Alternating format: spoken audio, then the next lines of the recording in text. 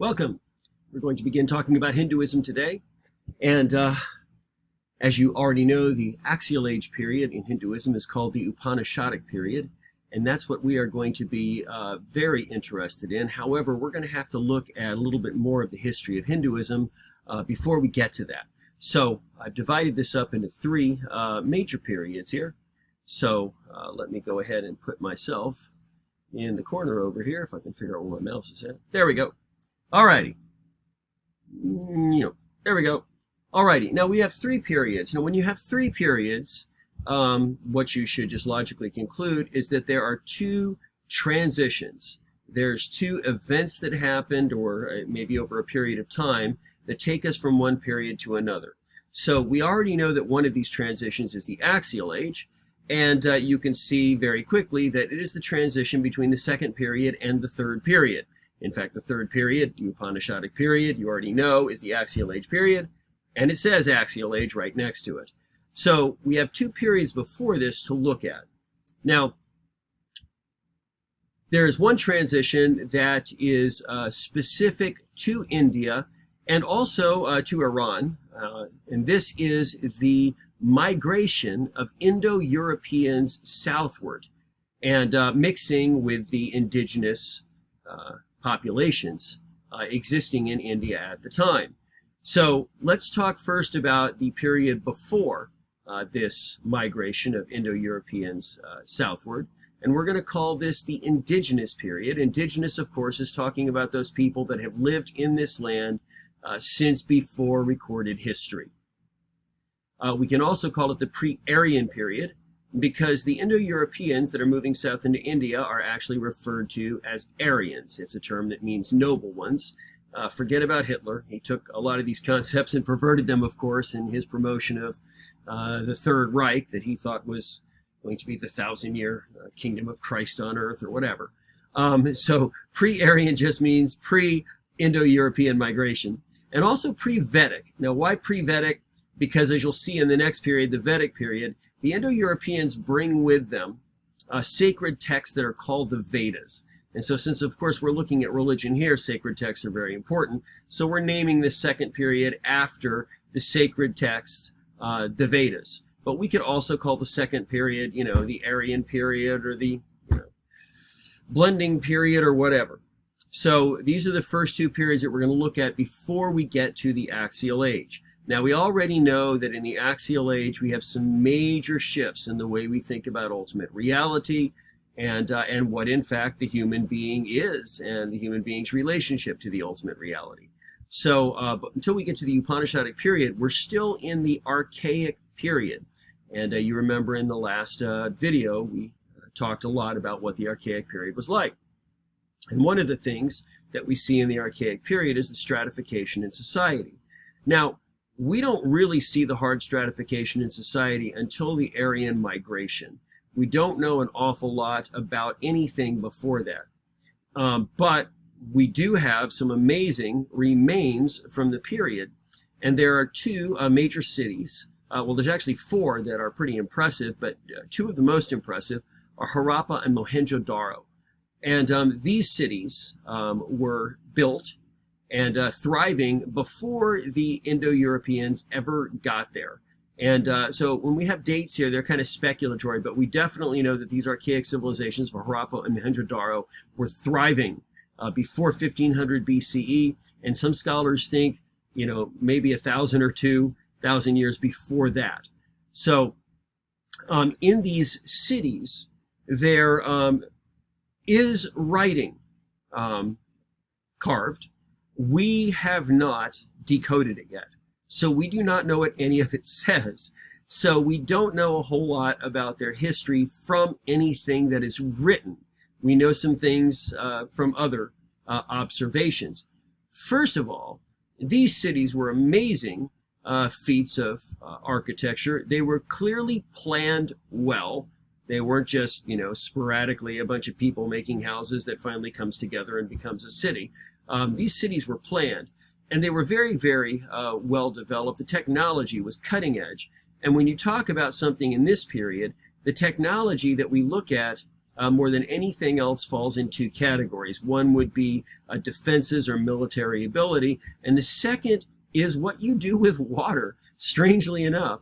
And in these cities, they had water, a water source that was flowing throughout the cities. In fact, they had a secondary system that was carrying wastewater out of the city because they had the equivalent of toilets in their homes, at least the richer people did. And we see this in many different areas, by the way, around the world in the Bronze Age period and so on. And they also have huge reservoirs that during a rainy season would be filled up with fresh water, and it would get them through the seasons when they didn't have a lot of rain. And we see this, my specialty is more in Israel, but we see this in a lot of Bronze Age cities there, just huge cisterns under the cities, and you can walk through them and see the way that the water was piped or channeled through the cities. In some of the remote desert spots, you can see the way they managed to catch most of the rains, the flash floods that would occur in the very, very brief rainy season of the year, and they'd keep it all year long. So again, this is long before the Romans and their aqueducts and everything that we know about moving water. Long before the Romans, there were civilizations that were very good with water, and this is one of them. Now, while we don't have any writings about them, we do have graphic depictions of the god that they worshipped. And in Harappa and Mohenjo-Daro both, we have these depictions. I'm not sure about the other two cities, but you can actually Google these, and you can find images of this early god that they worshipped. And scholars are pretty much unanimously in agreement that this god that the ancient Indians worshipped is the earliest version of the god Shiva. In fact, some scholars call him Proto-Shiva, like a prototype, the first kind. And he has a consort that is a female counterpart named Shakti. Now, this is again in the pre-Vedic period. This is before any Europeans. We're talking just about the indigenous people here. There are two of the oldest, well, I guess you could probably say the oldest religious artifacts that are still in use in religious rituals today. Now, we have older ones. You know, we have things all the way back from the primal period that we found. If you've read through your book, you might have read about the Venus figurines that depict the ideal woman in the primal period. And of course, she is not the idea of the ideal woman today. She's got huge hips and big, watermelon breasts. She's a baby-making machine, and this is what they considered the greatest beauty, and this is what they hoped for, was fertility. And we find a variety of other artifacts that clearly had no practical use, but had some symbolic value attached to them. Of course, these cultures are gone, and none of these items are in use today. But the two that we see all the way back in this period are the lingam and the yoni, and they are still in use today, especially if you happen to live in India and you are a worshiper of Shiva. The lingam is what we call a phallic symbol. And these are very, very common in ancient societies, even though it might seem strange to you today. But a phallus is basically an erect penis. And so the lingam is a stone pillar, and it sits in a kind of a saucer type thing it fits in called the yoni. And the yoni is symbolic of the female genitalia. And again, this might seem strange to you, but trust me, it's in many, many ancient civilizations that we have this kind of imagery, Egypt and Greece. And anyway, if you want to see how these are used in rituals, you can certainly punch up, lingam, yoni, ritual, and you can find many of YouTube videos. They're very long, though. It's a long ritual, so you might want to punch in every 15 minutes to see what has happened. Now, here's the really interesting things about this that we want to note. We do not know why these civilizations were abandoned, but they surely were abandoned. And I mean abandoned rather than conquered. Now, it's important for you to understand this because there was, up until the last couple decades, a very common term that you would hear called the Aryan invasion. When the Indo-Europeans came. And it is no longer academically correct to use that term, because invasion indicates some kind of a forceful taking over of another civilization generally, and we can't find any evidence of widespread military action, of widespread warfare. These cities certainly were not destroyed by warfare. We know what cities destroyed by warfare are like. Archaeologists have no problem. They find a burn layer, for one thing. That's something that doesn't go away ever. When you get down to all the charred materials, they stay there forever till somebody uncovers them. There's no burn layer. There's no breaking down of the walls.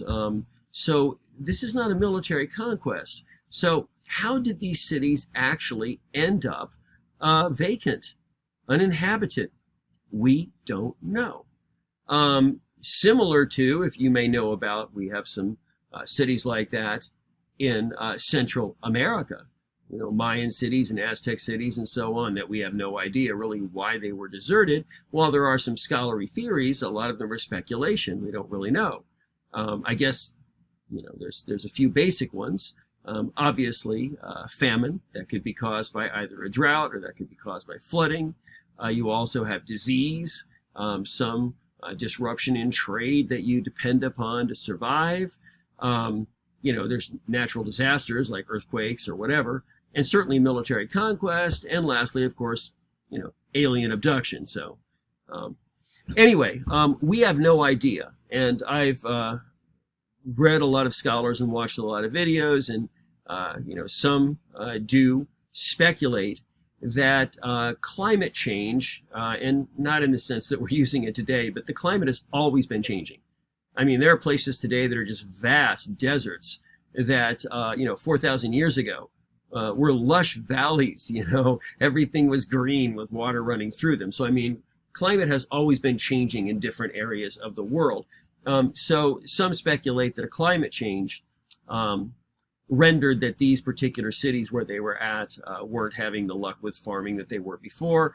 You know, some people speculate disease. Some people speculate that trade was disrupted. I'm going with alien invasion myself. Not really.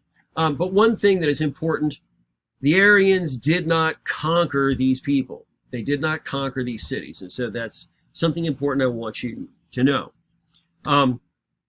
Now, before we move on, one other thing that's very, very important, and that is the way that Hinduism is the most unique among the world religions. First of all, it's the oldest of the world religions that exists. And it has prehistoric origins. In other words, we don't know, you know, how it began. We don't know who the original founders were. And again, if we can ever decode this writing at Harappa and Mohenjo-Daro, we might learn a whole lot more, but we have not had any success. We haven't had the advantage of finding a Rosetta Stone, for instance, you know, that would help us decode these things. And if you're interested in that, look it up and see what it is. It's basically the same content in a couple of different languages, and we knew one of the languages, and so it helped us to decode the more ancient language. So we haven't had those advantages, and so hopefully in the future we'll know more if we find some way to decode this writing. But what I want you to know is what makes Hinduism most unique is we can't talk about its beginnings. We can't talk about its founder. The second oldest of the world religions that exist today is Judaism. And Judaism is much younger than Hinduism, but still much older than anything else that is considered a world religion today. And yet we know about the origins of Judaism about 4,000 years ago, a man named Abraham, who's also given credit for also being the founder of Christianity and Islam as well. But with Hinduism, we don't have this. We have no record of who the founders are. And this is, again, because the origins are prehistoric. So that's one thing that makes Hinduism very, very unique. Now, let's go on and talk about the Aryans here and their migration. Again, not invasion. We call it the Aryan migration because no violent conquest has been evidenced in any of the archaeological excavations we've seen. So let's talk about the Aryan, or what we would call the Vedic period. First of all, what does the term Aryan mean? It means the noble ones. And this is what these people called themselves. And again, just doesn't really have anything to do with Hitler or anything like that. In fact, the swastika is an ancient Hindu sacred symbol. And Hitler, of course, reappropriated that as well. So this has nothing to do with, the white supremacy that we think about today. But in a sense, there is going to be a mixing of the very light-skinned Indo-Europeans with the much darker-skinned indigenous people. Now, the indigenous people are generally called the Dravidians. So this first period, you could call it the indigenous period, the pre-Aryan period, the pre-Vedic period, or you could call it the Dravidian period if you wanted to. But with the Vedic period, this is the Aryan migration, and we've got a range of about 1750 to 1200 BCE, a little over half of a millennium there. And they didn't just settle, these Indo-Europeans called Aryans did not just settle in India, but in fact they settled throughout the country that today we call Iran. And by the way, the name Aryan is the word Iran. It's the same thing. Interestingly enough, the English language has at least 3 different language group origins, and some scholars of language think more. But that is the reason we have so many different synonyms, and we have so many different pronunciation rules, and they all have tons of exceptions. It's one of the reasons that English is a really hard language to learn. But knowing English, when you look at the roots of other words that come from these language sources of English, you often see consonantal roots that you recognize. Consonantal roots are similar to cognates, if you know what that is. For instance, if you speak English and you speak Spanish, you'll know that there are some words in Spanish that even if someone did not speak Spanish at all, and they saw that word in writing, they could probably tell you the English word that goes along with it. For instance, universidad, university. And if you look at the word printed out, everything is exactly the same until you get to the end of the word. And so that's what's called a cognate. Well, there's something similar when you look at ancient languages, and that is in most ancient languages, consonants are all you really have. They don't really have vowels. They also don't use, upper and lowercase letters and punctuation and so on. There's just often long strings of consonants. So when you see consonantal roots, they are remarkably constant.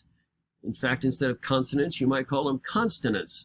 There are some transliterations, and you might know some of them. I mean, J's kind of transliterate with Y's sometimes. That's why Joshua can also be Yoshua or Yehoshua, or Jesus can be Yeshua. You sometimes see D's and T's and even Z's, and certainly you've seen words that are sometimes spelled with W's and sometimes with V's, and so anyway.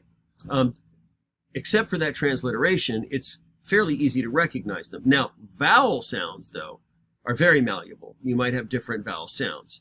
But when you look at Iran and Aryan, notice this. They each have 2 syllables, right? And each of them, the first syllable and the second syllable, start with a vowel, okay? And the first and second syllable end in a consonant. So you have a vowel and an R and a vowel and an N. Well, Aryan, you've got the same thing. You've got a vowel and an R and vowel and N. And by the way, that Y, just think of it as an I, okay?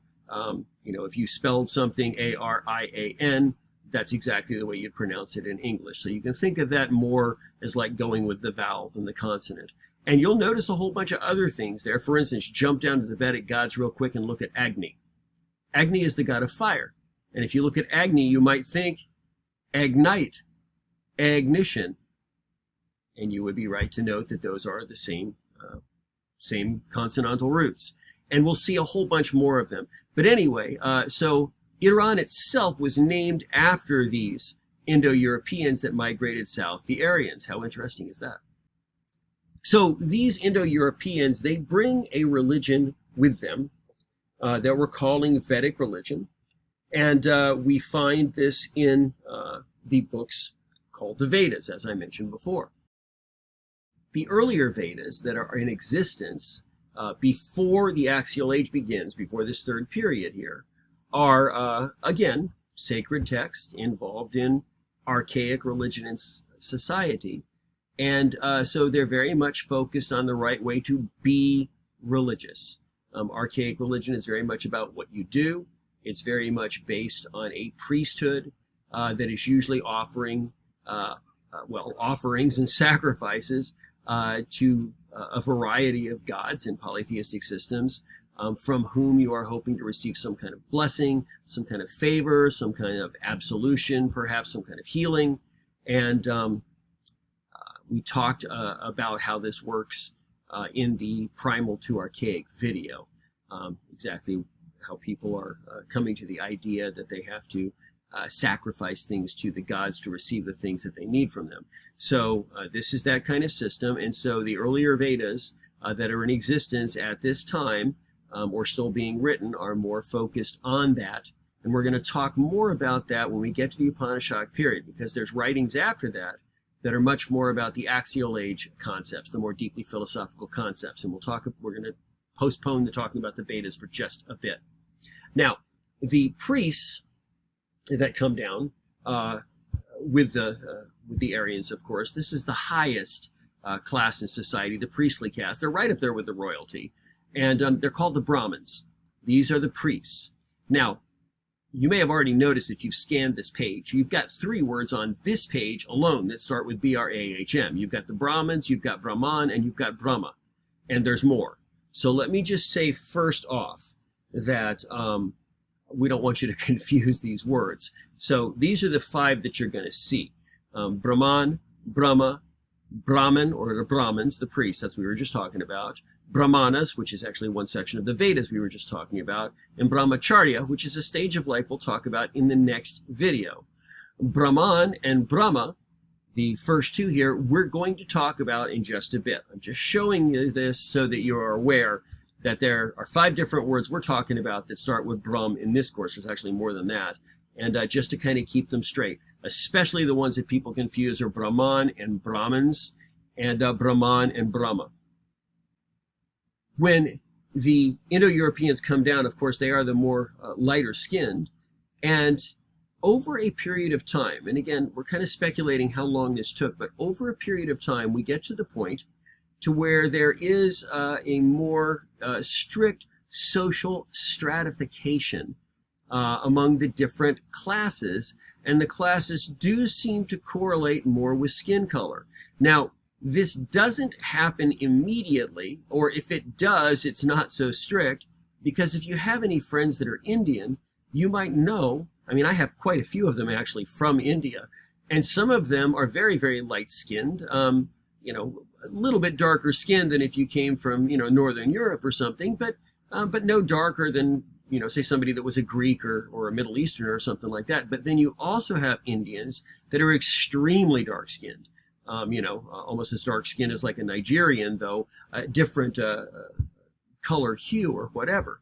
And so what ends up happening over these centuries is there is some interbreeding, obviously, which is why you have so many varieties of skin tone in Indian culture, from the very light to the very dark and everything in between. So there obviously has been a great deal of interbreeding between Indo-Europeans and the indigenous Dravidians. But there comes a point, and it's taken place in this period here and really getting established when we get to the Upanishadic period, there is what we call a caste system developing. And this is the same kind of social stratification that is based on vocational diversity that we talked about when we talked about the transition from primal to archaic, and we talked about the archaic caste divisions. But in this case, it's a really interesting one to study simply because it is the oldest archaic religion on earth. The only other religion we're studying that begins before the Axial Age is Judaism. Those are the only 2. And so both of them go through, as you know, watching the Axial Age video, both of them go through big changes in the Axial Age. So what we see here is the caste system is religiously legitimated. And we're going to talk about this. We're going to talk a little bit more about it when we get down into the Upanishadic period. And but for right now, just know that the caste system is slowly developing over the centuries. Slowly they're getting stricter and stricter about the different kinds of tribes and vocational groups not mixing in ways that they consider to be inappropriate. And there is religious legitimation for this. In other words, somehow this separation, which facilitates each group's concentration on God's will for them, the service they perform, that this is the will of the gods. And we'll talk more about this, but this is developing. Now, the Vedic gods, I used to go through talking about a lot of them, and we just don't have time. You can certainly look them up yourself, and I'm not going to mention too much about them, but I'm going to talk a lot about gods in general, because what we're going to find out is when we move from the Vedic period to the Aryan period, the gods that are in focus change radically. And so there's a couple of concepts that are important to understand, especially for monotheists, things you may never thought about before, to really understand the way gods work. First thing is this. There's a difference between reverence and worship. Now, this is something most monotheists have never, ever thought about. So this is going to be brand new to you if you grew up in the United States of America. Actually, if you grew up most places in Europe, it's going to be brand new to you. It is possible to have a deep reverence for a particular deity and yet be engaged in absolutely no kinds of rituals of worship. And yet there may be a god that is esteemed to be, like, say, the subordinate of the one that you have the great deal of respect for, and yet the subordinate god is the one that you spend most of your time worshiping and trying to develop a relationship or whatever. This is something, again, very strange for monotheism. But remember, in polytheism, gods have different kinds of rankings. And what happens in the Axial Age is some of these Vedic gods remain, and they are still treated with a great deal of reverence, like Indra. He's often called the king of the gods. But Indra is not really perceived as like a personal god. That and when we get to the different kinds of spiritual paths, you'll know that one of them in devotional Hinduism, we call bhakti, is all about being devoted to a particular god. And there's many gods to choose from. But although Indra is often seen as the king of the gods and is deeply reverenced, not really a god that you think of as a personal god that's going to go through your life and be involved in all of your, he's supervising the gods, so to speak. So I doubt he's going to be your best friend. And so this is just one way of thinking about this. And by the way, this attitude goes way, way, way, way, way, way back to tribal societies, where we see that they may have a belief, say, in a very, very high father god or creator god, but that's not the god they worship. That god is seen as being too far away or not really involved in their life, but they'll have a whole bunch more gods or spiritual forces that are proximate, that are much closer to them, that do affect their lives. And so the vast majority of their worship is directed at these gods that are proximate, that they're able to contact, that they're able to supplicate or implore for blessings. And while they respect this higher god or higher gods that are very, very far away, they don't entertain the idea that they could really be friends with them or communicate with them much.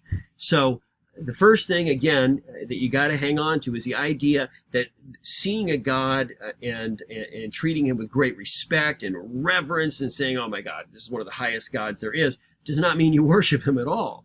It certainly doesn't mean you worship him most. So how much you reverence a God and how much you worship a God, that is, how much you see the God as a personal God that will walk with you through your life, these are two very, very different issues. We're going to talk much more about it, but you just need to get that concept down, because that's something, again, monotheists don't think about. Now, the second thing has to do with syncretism. We've learned the term syncretism, and simply put, it means putting things together. And so a lot of different kinds of religious ideas and icons and rituals and holidays and everything else are syncretisms, many things put together. And we've talked about this in a couple different lectures so far. So one thing that happens is the syncretization of gods. Now, when we get to the Upanishadic period, most of these Vedic gods, Indra, Agni, Soma, Ushas, Varuna, Yama, they're gods that are still very much respected, but they are just not gods that are seen as options in terms of, like, this is going to be my personal god. Okay? There are a couple of exceptions, though. There are a couple of gods that actually make it into the new Upanishadic pantheon. Now, one of them is all the way back to the indigenous period. Remember that god that was worshipped in Harappa and Mohenjo-Daro, Shiva? Sometimes the scholars call him Proto-Shiva because it's the first conception of Shiva. Well, Shiva is a superstar to this very day. He is not only the oldest god in recorded history, but he is still one of the two most popular gods in Hinduism today. And there's many. The second most popular god, well, I shouldn't say that. Let me reiterate. The second of the two most popular gods, not second in popularity. I mean, is it Shiva or Vishnu? I don't know.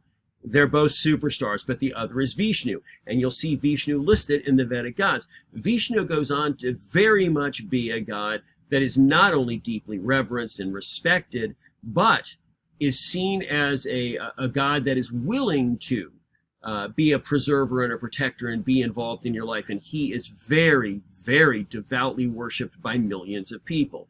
Shiva and Vishnu are the two that hang on. Here's where it gets interesting, though. Back to syncretism. Let's say I'm putting two cultures together, because this is what's happening here. We've got the indigenous Dravidians with their religion, and we've got the migrating Aryans with their Vedic religion and their gods, and we're putting these two together.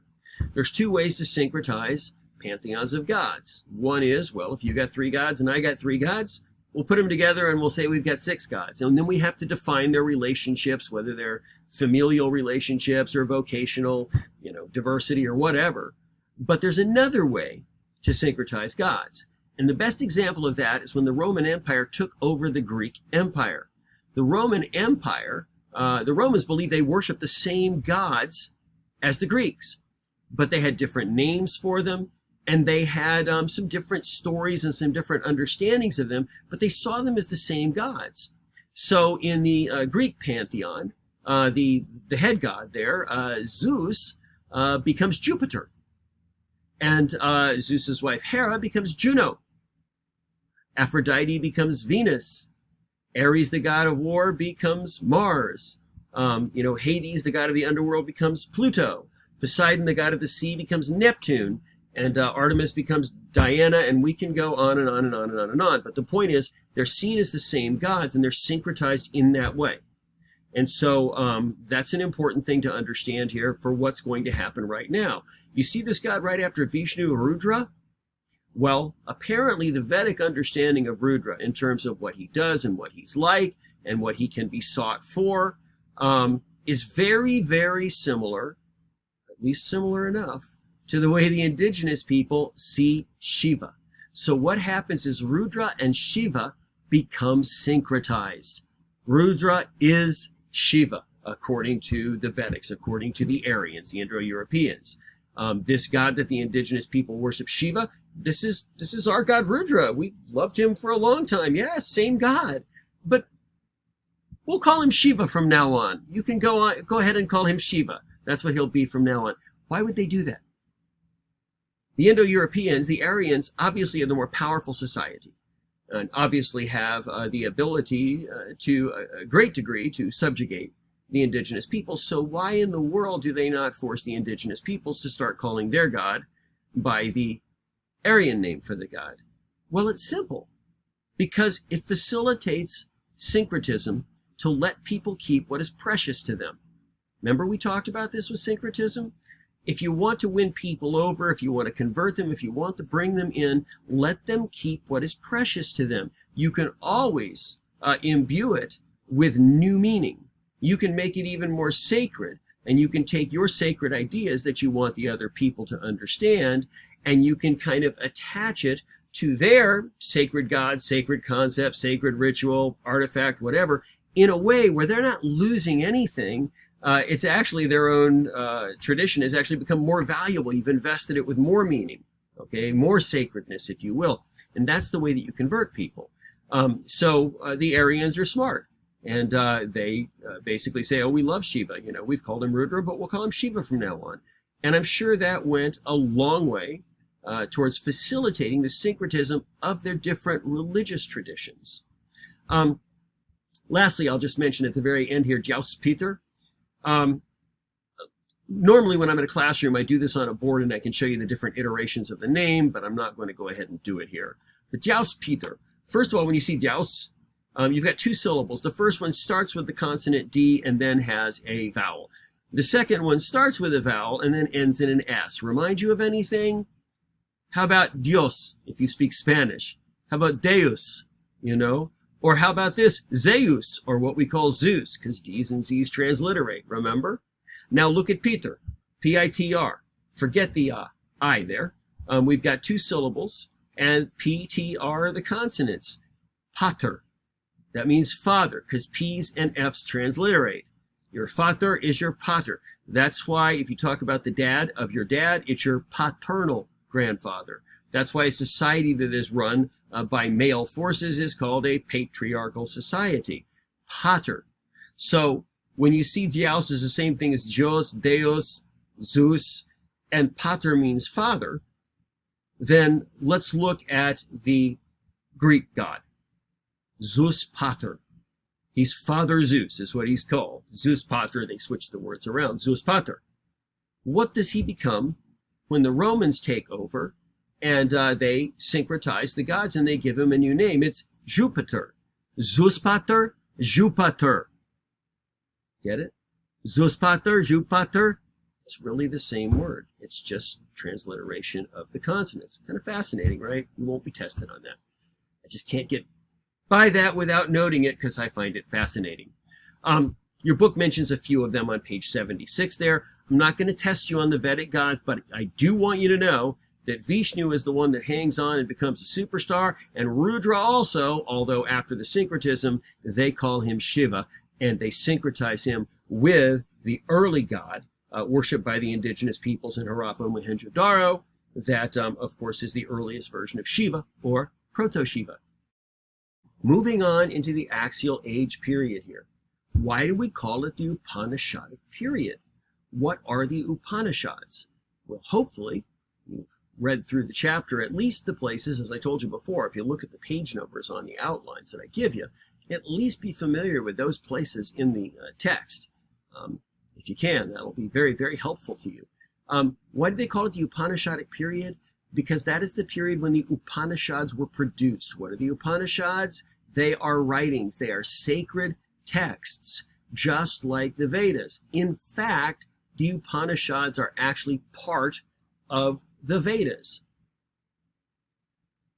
There are 4 Vedas: the Rig Veda, the Sama Veda, the Yajur Veda, and the Atharva Veda.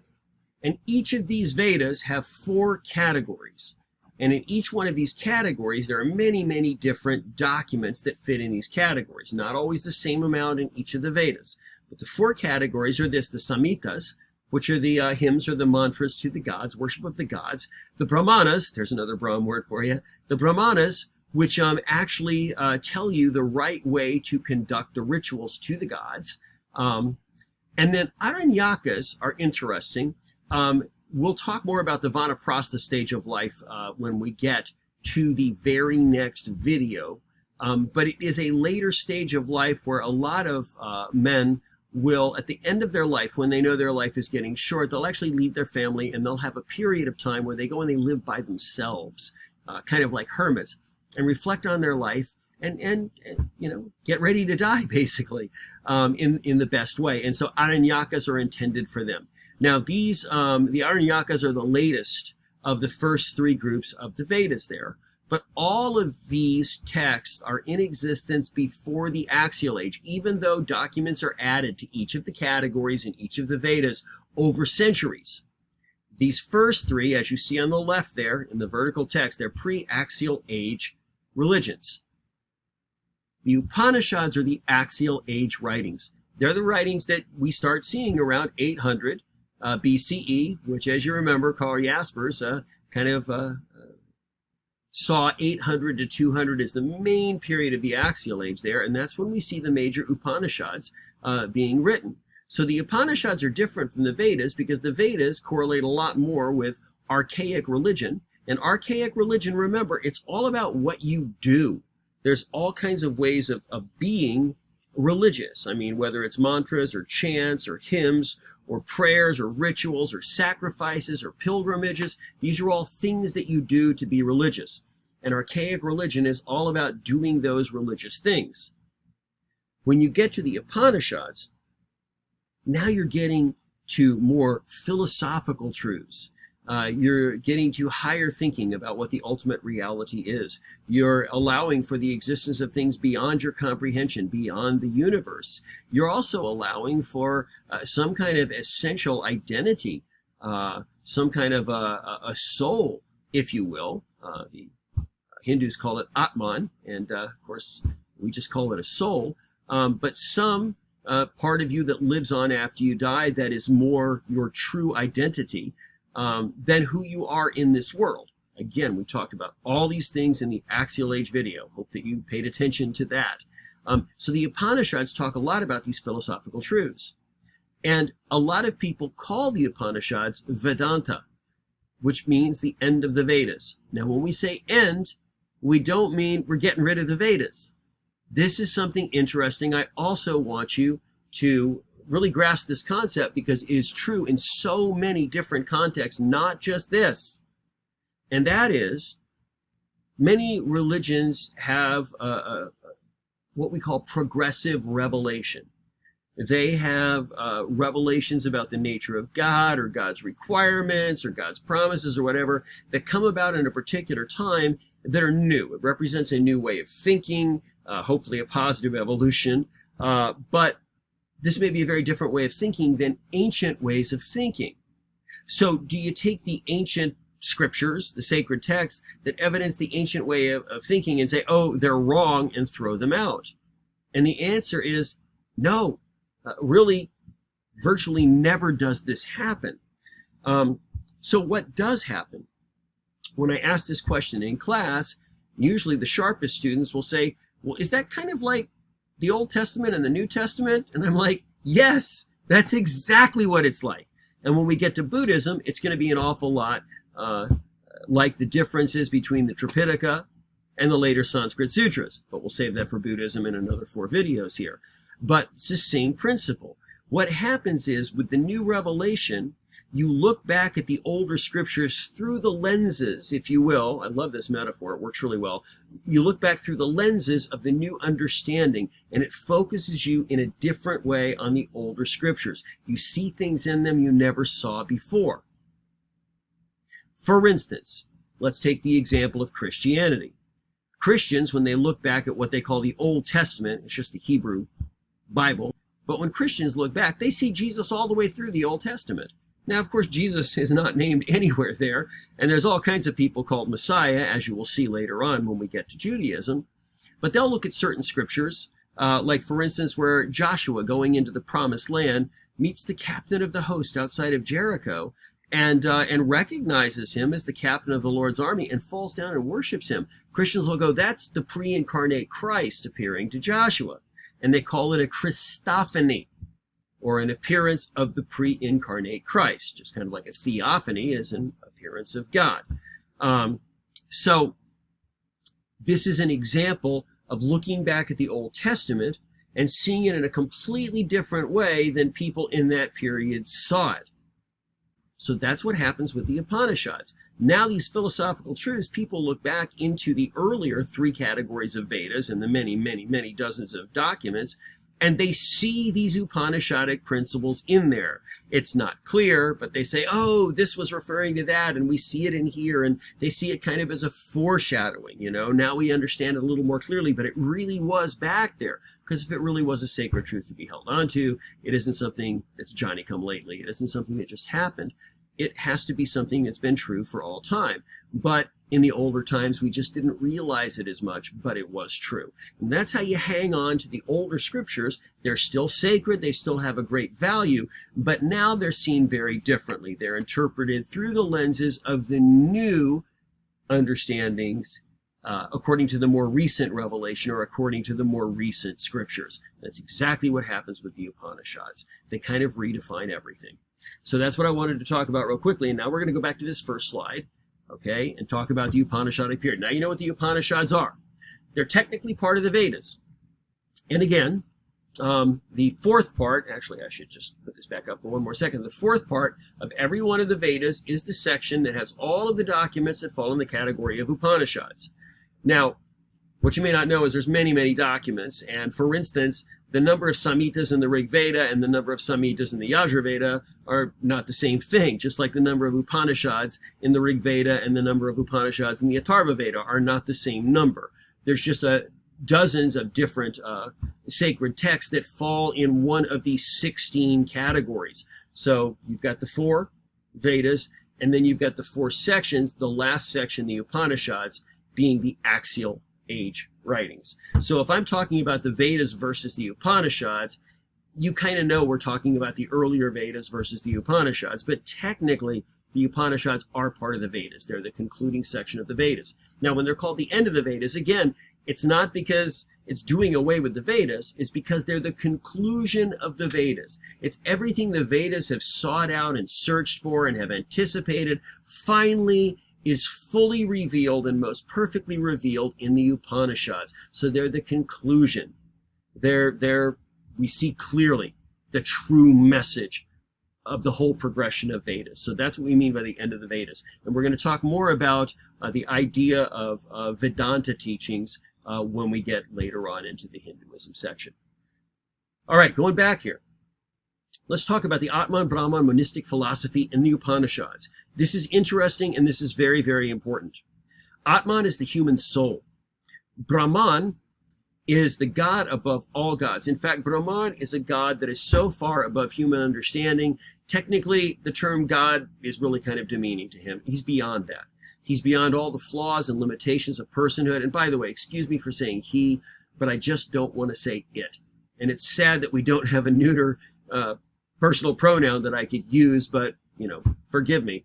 But Brahman is, of course, beyond any kind of gender. Brahman is beyond personhood. Brahman, sometimes you'll see in text that Brahman is like an impersonal idea of God. Brahman is not impersonal. Brahman is transpersonal. Impersonal makes it sound like, oh, poor Brahman, he didn't quite make it to being a person. And that's not the case at all. Brahman is so far above personhood that personhood looks pretty lame next to whatever Brahman is. And you can't conceive of it. You can't imagine it. It's beyond your conception. Brahman is the only reality. Everything is Brahman. And everything that exists is a part of Brahman. By the way, as we'll see a little bit later, that's not that different from some Christian theology that everything exists in God. But Hinduism looks at this a little bit different way, as you're going to see. So, Atman is the human soul. What you're going to find out in Hinduism when we get to devotional Hinduism is that any personal God you choose to worship with your entire life, they're all manifestations of Brahman. And you need them because you can't conceive of anything higher than a personal God. So you have all these personal manifestations of gods that you can have a fellowship with, that you can have a personal relationship with. And all of them are capable of helping you on your path to your eternal goal, which is to be with Brahman forever in perfect unity. But the idea is, of course, that Brahman is beyond any human understanding. And so this is why different personal gods are worshipped. We talked about this in the theisms video. So I hope this sounds totally redundant to you. If it doesn't, that's too bad. You're forgetting things too quickly, or maybe you're skipping videos. But we did talk about the idea, what did we call it? Monism. And that's why it says here the monistic philosophy you see in the Upanishads.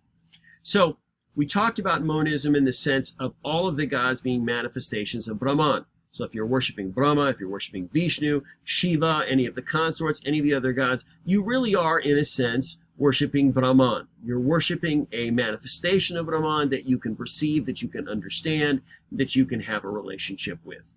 But Brahman is beyond all ideas of personhood or being or existence or anything you can imagine. This is a very highly exalted idea of a god.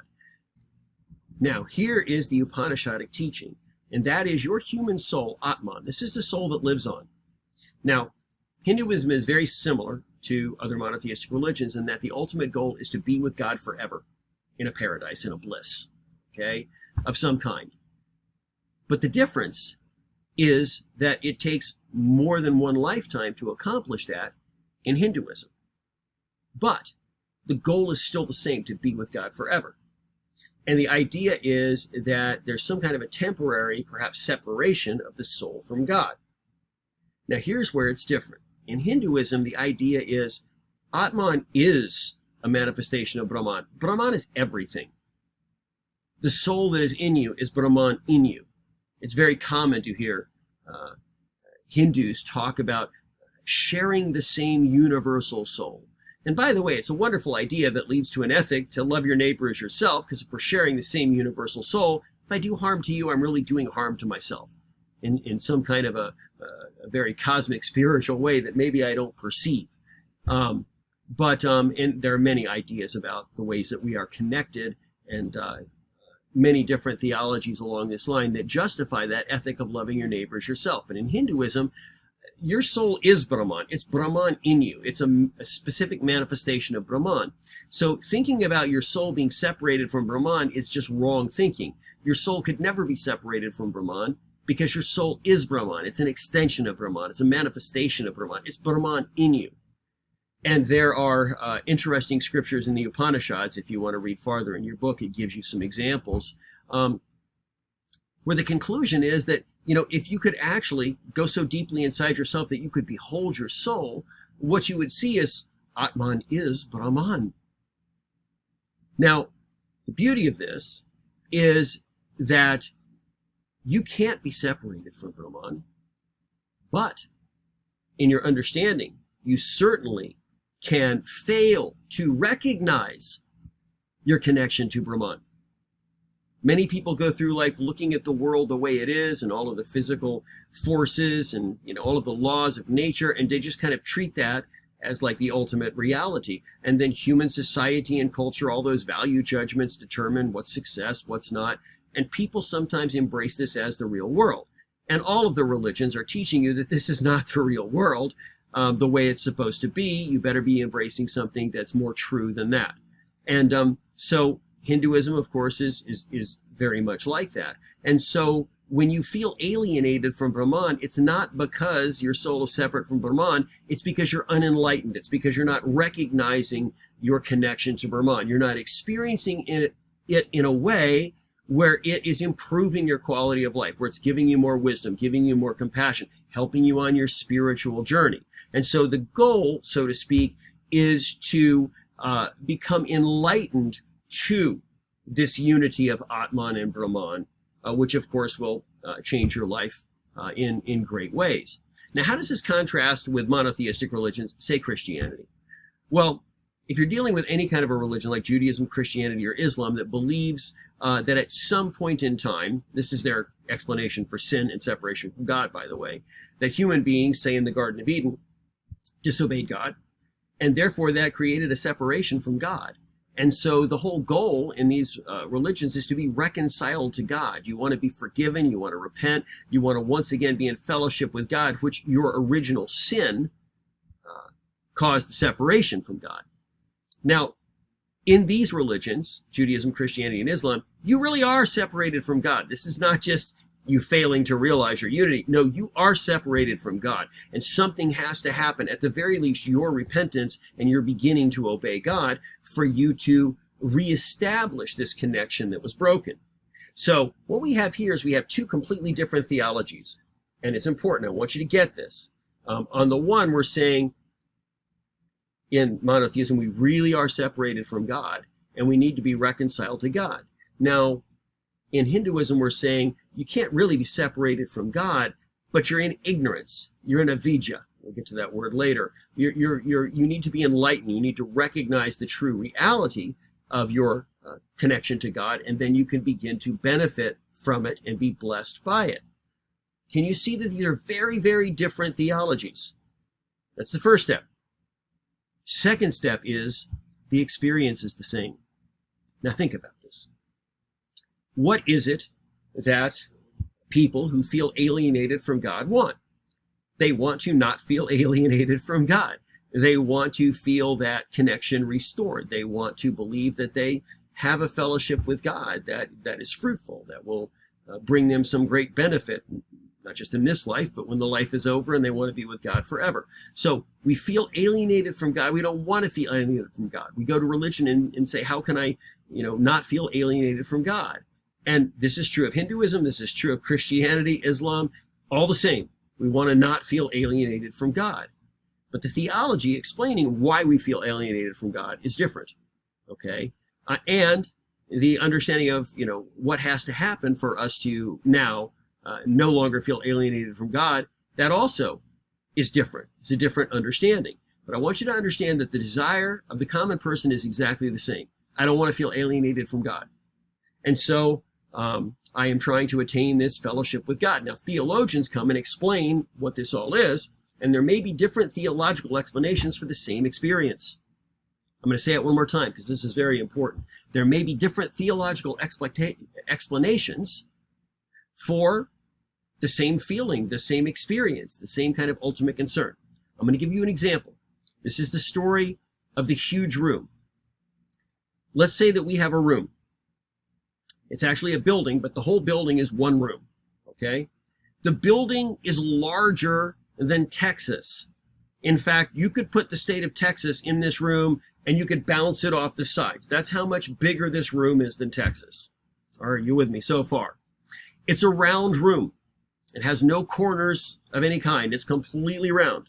It has a ceiling, of course, and it has walls, but it has no windows, and it has one door. And the door, when you shut it, is light tight. And so there is no way that any light gets into this room. It is pitch black. If you end up in the middle of this room, it's not like your eyes will ever adjust to the dark. Actually, eyes don't adjust to darkness. They adjust to a very small quantity of light. But if there's no light at all, you can't see. Your eyes never adjust if there's no light at all. So you've got this huge room. Let's say I could take you and miraculously just put you right smack in the middle of this room and make you appear there. And now you have to live your life. What are you going to spend the rest of your life doing? Well, probably walking around with your hands in front of your face, trying to find a wall. But how big is this room? The closest wall may be 1,000 miles from you. And very soon you get to the point where you realize the possibility of finding a wall is so slim, you just start running at full speed. It's almost like I dare a wall to be there that I run into. Well, you think, okay, maybe it's a long way, but if I go in a straight line sooner or later, well, how do you keep a straight line in the dark? If your left stride is a half an inch longer than your right stride, you're going to go in circles. So somebody could walk around that room their entire life and never find the door to get out, right? Let's say you did find a wall. Well, now which way do I turn? One way it might be thousands of miles to the door. The other way it might be 10 miles, but I don't know, where the door's at. You see the predicament here. And so what is the problem in this story that I just told you? The problem is simple. There is no light. Therefore, I can't see. Now, let me tell you the story again, slightly different way. I have the same room. It's the same size, same characteristics, except for one thing. I have lights all throughout the room. On the ceiling, there are fluorescent lights, like, every 1,000 feet or so. So there is light. You still can't see the door because it's just too many hundreds of miles away. But you'd love to catch sight of it at some time. The only problem is when I put you into the middle of this room this time, I make you blind. How do the lights help you?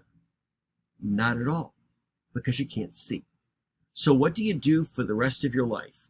You do exactly the same thing as the person whose eyes work, but there's no light. So whether the problem is that there is no light for your eyes to work, or whether the problem is that there's plenty of light, but you're blind, your reaction is the same thing. You go through the rest of your life looking for the door. Now think about it.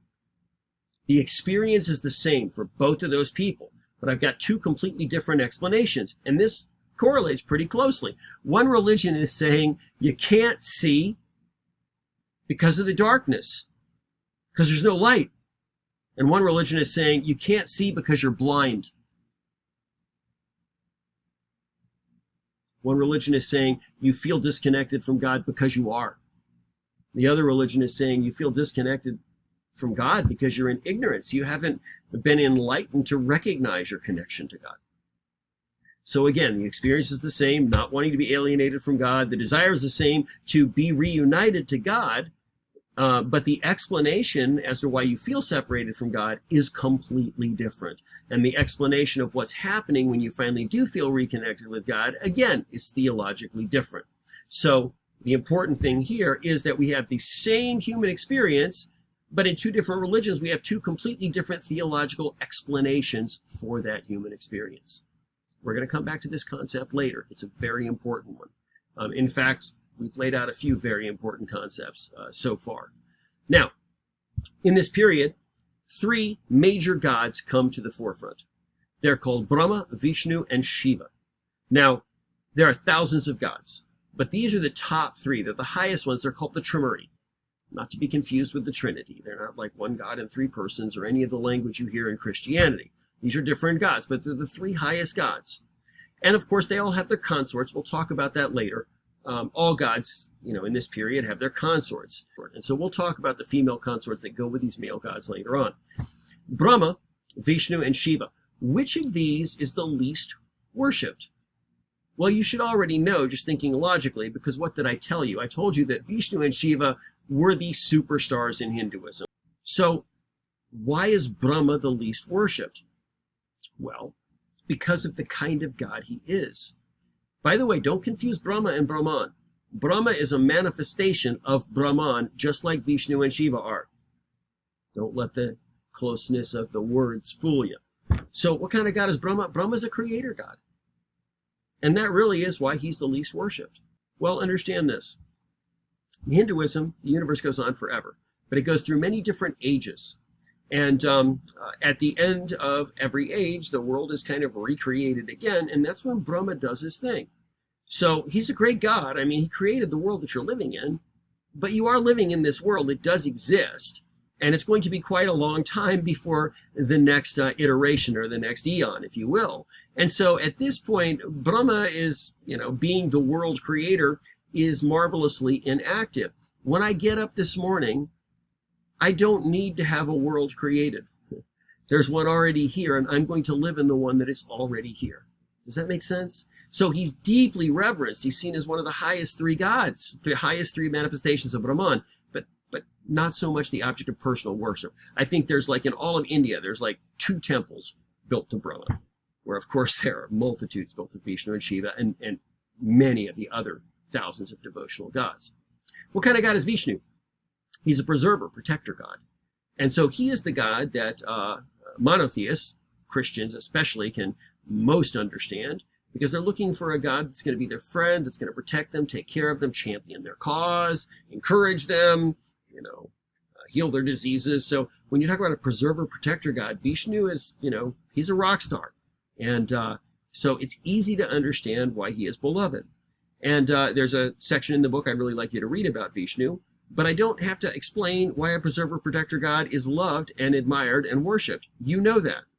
I'll say one more thing about Vishnu, though, and then I need to get to Shiva.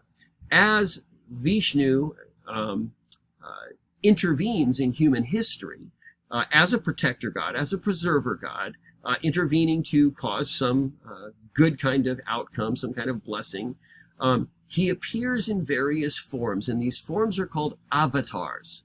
An avatar is an incarnation or a manifestation of the god Vishnu.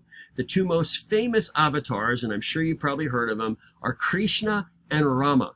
They're avatars of Vishnu. And we will find out later on, we're not going to talk about this now, but the way Hindus see Krishna as an avatar of Vishnu is not that different from the way Christians see Jesus as an incarnation of God, which they generally call Yahweh, is the name for God there.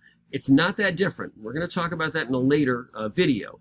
But Vishnu, again, is associated with avatars, the 2 most famous being Krishna and Rama. Now, Shiva, what kind of god is Shiva? He's a destroyer god. How popular is he? Incredibly popular. Why would people worship a destroyer god? I love face-to-face classes because I can ask the question, and the 2 answers I always get, thinking like a 21st century American, is, well, so he doesn't destroy you, or so he'll destroy your enemies. And those are the 2 things people come up with, right? In both of those cases, though, they're looking at destruction as a bad thing, which is why they come up with this. And that makes some sense. I'm not putting it down. But to really understand the appeal of a destroyer god, you have to understand something else, and that is, in Hinduism, destruction is not necessarily a bad thing. It's an inevitability. It's going to happen. You're going to live many lives, and after your life, you will be reincarnated. You don't have to try. It's like the sun rising in the morning. It's going to happen. Now, based on how you lived your life, you may have a more or less fortunate rebirth, but you're going to be reborn. Nobody has to work for that. What you're working for is finally to get past this cycle of rebirth and be with God forever. Destruction is inevitable, but it just precedes your reincarnation, the transmigration of your soul to be born into another being. You're going to go another round. And so Shiva is the god that is kind of presiding over this period where you are coming to your destruction, and then you are being recreated, or regenerated is a better word, not to confuse it with creating the universe, but you are regenerated and reborn. And so Shiva is presiding over that area of your life. And certainly that's an important area of your life, right? You're going to be reborn numerous times. So when you see that he's a destroyer god and a regenerator god, the whole cycle of destruction and regeneration, again, is inevitable. It's not something you hope for. It's something that just is. And when you accept that, destruction does not become the horrible thing to be avoided. So that kind of explains the appeal of Shiva. Now, let me say one more thing here, and this is important. Hindus are much more holistic when they think about the gods that they worship. We need all kinds of gods. We need the kind of gods that are nurturing and loving. We need the kind of gods that are badasses. I mean, sometimes I need a warrior god, you know? And so when you think about this, it makes a lot more sense. Have you heard of the god Kali? K-A-L-I. She's one of Shiva's consorts. Kali makes Count Dracula look like Mr. Rogers. Kali is usually depicted with a sash of skulls, or sometimes it's freshly severed heads that she's wearing. And she has blood dripping off her fangs and her long pointed tongue, and her eyes are bugging out of her head like she's on a bad acid trip, looking for the next throat to rip out. How popular is Kali? Very popular. Everybody wants to be friends with the baddest bitch that ever existed. Are you with me? We don't have this disconnect, okay, in Hinduism. So all kinds of gods. Now, we're going to go on quickly here and talk about what the rest of this is going to be fairly quickly. We're going to talk about what's going to be happening. First of all, we're going to talk about some of the great epics. We're going to focus on two. Actually, we're only going to talk about one, but the two I want you to know about are the Ramayana and the Mahabharata, and they're in your book. You see the page number 78 to 83, and I would like you to read what those different stories are about. But the Mahabharata is very important to us because we're going to talk about a section of it, a very small story within the epic, call it a chapter if you like, called the Bhagavad Gita. And the Bhagavad Gita is a very, very important story, and we're going to talk about that because it is a story of Vishnu coming as the avatar Krishna and revealing himself in his glory, and also revealing the various spiritual paths that people can choose in their life. One path doesn't fit all. So these different spiritual paths are talked about in the Bhagavad Gita. And if you look at the last line there, margas is the word for paths. Yogas is used interchangeably. It means a spiritual discipline. And so, for instance, if I'm Bhakti, that's a devotional Hindu, I can say Bhakti Marga, I can say Bhakti Yoga, but that is a spiritual path, just like Karma Yoga or Jnana Yoga, and we're going to talk about those in a couple more videos. But the Bhagavad Gita introduces those. Lastly, the Code of Manu. Now, switch gears here. The Code of Manu is something that is written probably a little bit after the end of the Axial Age. I mean, at the earliest, it's right at the end of the Axial Age. Some scholars think it might be 300 or 400 years later. But the Code of Manu legitimates the caste system very specifically. It defines proper relationships according to caste divisions, and it talks about why things are the way they are. And it goes back and gives you this primordial story, how the original, Purusha, the original man, was separated, and the head became the Brahmins, and the arms became the Kshatriyas, and it's a religious legitimation of the caste system, which makes it clear that if you are not embracing the caste system or supporting the caste system or fulfilling your relationships based on where you fall in the caste system, that you are not doing your religious service. So that's religious legitimation. We talked a little bit about it before. Now, last thing I want you to get, and you might have to think about this after you turn off the video, it's a little bit critical thinking, okay? We see the caste system is developing long before this, probably 1,000 years before this. It's developing, and this is even after the Axial Age. Why in the world do I need to write this document now, telling you about the origins of the caste system and defending it and you know, stressing how important it is to observe these proper relationships? Well, here's the rule of thumb. If I'm defending something, that means there's an attack. There's an opposition. I don't mount a defense unless there's an opposition. Common sense, right? So the Code of Manu, most scholars will conclude, is being written because there are challenges to the caste system. There's opposition to the caste system. Where's that opposition coming from? Well, it's actually coming from a couple of Axial Age religions that have been born in India, called Buddhism and Jainism. And neither of these religions, they both start as monastic religions, Buddhism founded by Siddhartha Gautama, and Jainism founded by Mahavira, and neither of them acknowledge the caste system. And we'll talk more about that later when we talk more about the caste system. When we get to Buddhism, this will make a lot more sense. But my point is, their challenges to the caste system and their non-reception of it necessitates some kind of a response for the many people that are thinking about the messages of Buddhism and Jainism. So this is probably why the Code of Manu was written.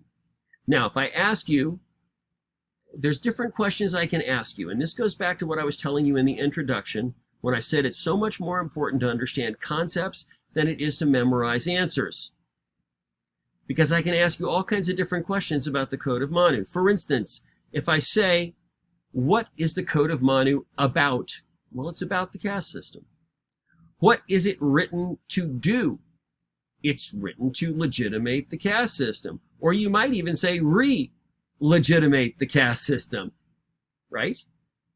What is it encouraging? It's encouraging obedience to the caste system. What is it written in response to?